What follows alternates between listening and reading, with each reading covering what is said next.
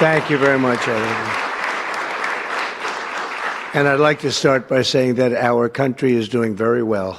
Things are, as you can see, doing quite well. Please sit down. Before we begin, I just want to announce that I signed a proclamation a few moments ago honoring the 250th anniversary of Patrick Henry's famous speech to the Second Virginia Convention, in which he declared very well-known, very famous words, "Give me liberty or give me death." Has anyone heard the phrase? I think most of you have.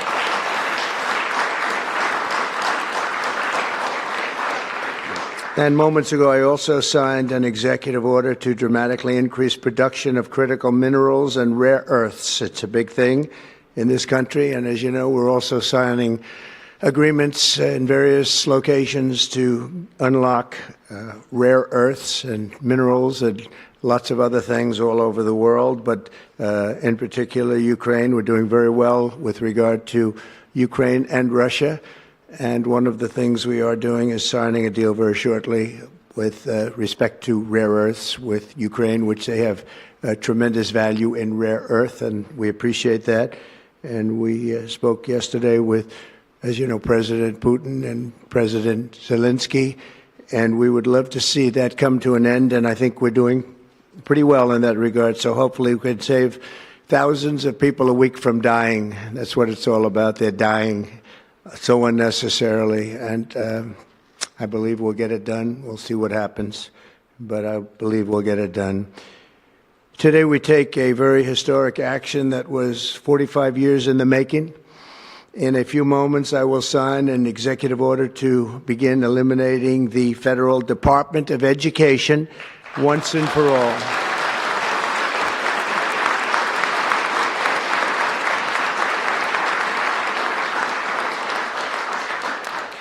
And it sounds strange, doesn't it? Department of Education, we're going to eliminate it. And everybody knows it's right.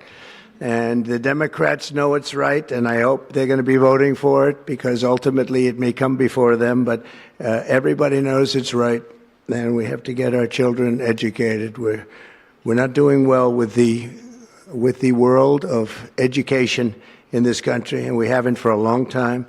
And we're pleased to be joined today by the woman who I chose because she's an extraordinary person, and hopefully she will be our last Secretary of Education, Linda McMahon. Linda, thank you. Thank you very much. That's another interesting statement. It's an interesting opening, right? But it's true, and people, it's been amazing how popular this has been. I tell people that this is what I'm doing today, and they say, oh, it's about time. Everybody says it. Republicans and Democrats have said it. They're all saying it. Also with us are some terrific people. Governors Greg Abbott. Greg, thank you very much. Governor Ron DeSantis, thank you very much, Ron. Mike Braun, congratulations on your victory, Mike. That was a big one. Mike DeWine, thank you very much, Mike. Jeff Landry. Jeff, thank you very much, Jeff. Bill Lee, thank you. Governors, all governors. Brad Little. Brad, thank you very much. Where are you, Brad? Hi, Brad. Jim Pilan, thank you very much, Jim. And Kim Reynolds. These are all people very interested in education. And I even see Dan Patrick over there, my friend Dan Patrick. We're joined also by Representatives Tim Walberg and Virginia Fox, Rick Allen, Michael Rulli, and again, Dan Patrick. Thank you very much, Dan. You've been a great friend of ours. And State Attorneys General Ken Paxton. Ken, I see you there. Andrew Bailey. Andrew, what a job you've done, Andrew. You have some good cases going. You've done a great job. Thank you very much. And co-founder of Moms for Liberty, Tiffany Justice. She's been a hard worker. Thank you. Thank you, Tiffany. When President Carter created the Federal Education Department in 1979, it was opposed by members of his own cabinet, as well as the American Federation of Teachers, the New York Times editorial board, and the famed Democrat Senator Daniel Patrick Moynihan. History has proven them right, absolutely right. After 45 years, the United States spends more money on education by far than any other country, and spends likewise by far more money per pupil than any country, and it's not even close. But yet we rank near the bottom of the list in terms of success. It's an amazing stat. Those are two stats you don't want: the most money spent per pupil, and you're at the bottom of the list. And that's where we are, like it or not, and we've been there for a long time. 70% of eighth graders are not proficient in either reading or in math. 70%. 40% of fourth graders lack even basic reading skills, can't read. Students in our public elementary and middle schools score worse in reading today than when the department opened, by a lot. In Baltimore, 40% of the high schools have 0 students who can do basic mathematics. Not even the very simplest of mathematics. I said, give me your definition of basic, and they're talking about like adding a few numbers together. Despite these breathtaking failures, the department's discretionary budget has exploded by 600% in a very short period of time, and it employs bureaucrats in buildings all over Washington, D.C. And as a former real estate person, I will tell you, I ride through the streets of Washington and it says Department of Education, Department of Education. I said, how do you fill those buildings? It's crazy what's happened over the years. I'm pleased to report that after offering these federal employees 2 generous buyout options, and they were very generous, and they're good people, but they were very generous. My administration has initiated a reduction in force, and we're already cutting numbers that were really surprising to a lot, that we were able to do it so successfully. And we've cut the number of bureaucrats in half. 50% have taken office, which is great.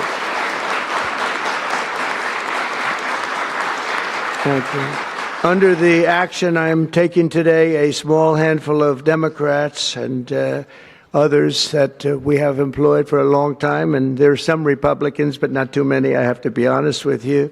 But the department's useful functions, and such as, and they're in charge of them: Pell Grants, Title I funding, resources for children with disabilities and special needs will be preserved, fully preserved. They're all going to be so. If you look at the Pell Grants, it's supposed to be a very good program. Title I funding and resources for children with special disabilities and special needs, they're going to be preserved in full and redistributed to various other agencies and departments that will take very good care of them. And it's very important to Linda, I know, and it's very important to all of us. But beyond these core necessities, my administration will take all lawful steps to shut down the department. We're going to shut it down, and shut it down as quickly as possible. It's doing us no good. We want to return our students to the states, where just some of the governors here are so happy about this. They want education to come back to them, to come back to the states, and they're going to do a phenomenal job. You know, if you look, Denmark, Norway, Sweden, I have to tell you, I give them a lot of credit. China's top 10. And so we can't now say that bigness is making it impossible to educate, because China is very big. But you have countries that do a very good job in education. And I really believe, like some of the governors here today, from states that run very, very well, including a big state like Texas, but states that run very well are going to have education that will be as good as Norway, Denmark, Sweden, and those top, Finland, those top countries that do so well with education. I think they'll do every bit as well. And what do you think about that, Governor? Do you agree? Huh? I think so. Ron, do you agree? I think so. Florida? Iowa? That's right. I really believe that. They'll be as good as any of them. And then you'll have some laggards, and we'll work with them. And we can all tell you who the laggards will be right now, probably, but let's not get into that. But we'll work with them, and we're going to make them, they'll they'll do a job. I think they'll do a job, and they'll go to sections of the state. For instance, New York, you'll have a Manhattan, and you'll have a Suffolk County, and you'll have Nassau County, and you'll have Westchester County. You'll do 4 or 5 or 6 of them. You have upstate New York, and those counties, I think, are going to do very well. And I think ultimately Manhattan should do very well. But we'll break it down into sections, and I think it'll be really, really good. And they're going to be probably the tougher ones, but I think they have a chance to do really well. But we're going to be returning education very simply back to the states where it belongs, and this is a very popular thing to do, but much more importantly, it's a common sense thing to do, and it's going to work. Absolutely, it's going to work, and I can tell you from dealing with the governors and others in the state, they want it so badly. They want to take their children back and really teach their children individually. Probably the cost will be half, and the education will be maybe many, many times better. So we look forward to this. I want to just make one little personal statement. Teachers, to me, are among the most important people in this country, and we're going to take care of our teachers. And I don't care if they're in the union or not in the union. That doesn't matter. But we're going to take care of our teachers, and I believe the states will take actually better care of them than they are taken care of right now. They'll work all sorts of systems and even merit systems. Those great teachers are going to be maybe a little bit better rewarded, or maybe that's the way it should be, but the states are going to make that decision. But we're going to love and cherish our teachers along with our children, and they're going to work with the parents, and they're going to work with everybody else, and it's going to be an amazing thing to watch, and it's really going to be something special. And Linda, you're presiding over something that's so important, and you're going to do a fantastic job, just like you have your whole life. I know your whole life I've been watching you. I've been watching you for a long time. She's had nothing but success. So it's tremendous to have you, and hopefully you won't be there too long, but we're going to find something else for you, Linda, okay? So this will conclude what we are talking about with respect to our most cherished group of people, and that's our children. We want to have our children well educated. We want them to love going to school. We have examples of it. Look at those beautiful, bright-eyed faces. They are so smart. They're so smart. And with that, I'm going to come down, and we're going to sign a very important document, and we're going to be on our way. People have wanted to do this for many, many years, for many, many decades. And I don't know, no president ever got around to doing it, but I'm getting around to doing it, so thank you very much.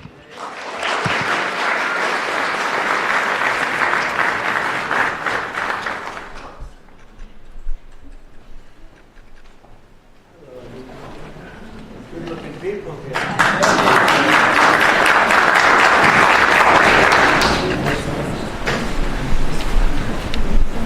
Should I do this? Do it? Yeah.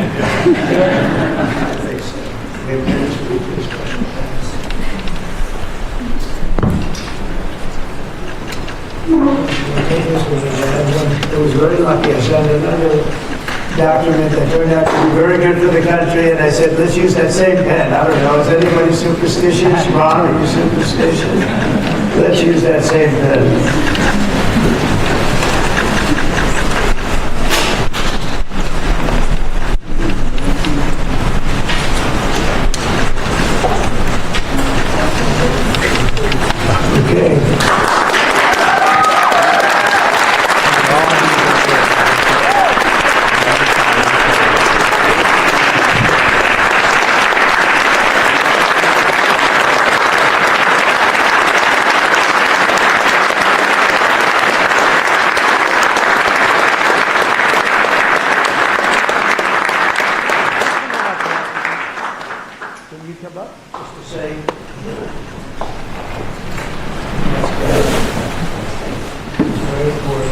Big factory here. Good luck, sir.